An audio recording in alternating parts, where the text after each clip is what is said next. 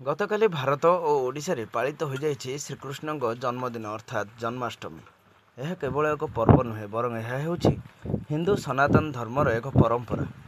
आजिर दिन में प्रभु श्रीकृष्ण धरावतरण करथिले। पाप को विनाश करी धर्मर प्रतिष्ठा करिबा पई कारागार भितर माँ देवकी गर्भरू जन्म नहीं भगवान श्रीकृष्ण।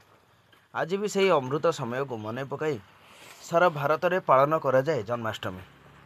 यह जन्माष्टमी पालन अवसर में ओडिशार विभिन्न मंदिर, प्रभुपाद देवଙ୍କ मंदिर, स्वामी नारायण मंदिर, साक्षी गोपीनाथ मंदिर, जगन्नाथ मंदिर, वासुदेव मंदिर आदि मानकरे स्वतंत्र नीतिकांति पालन होइथिला।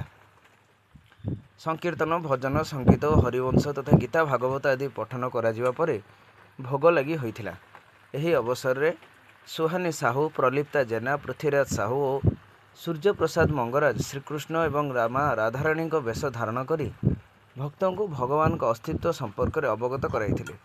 जन्माष्टमी अवसर में शिक्षावार्ता केंद्र और राज्य सरकार खबर तरफ समग्र हिंदू सनातन जाति को हार्दिक शुभेच्छा और शुभकामना। राज्य सरकार खबर प्रतिनिधि प्रदीप्त स्वाईं रिपोर्ट। शिक्षावार्ता केंद्र और राज्य सरकार खबर नूआदिल्ली।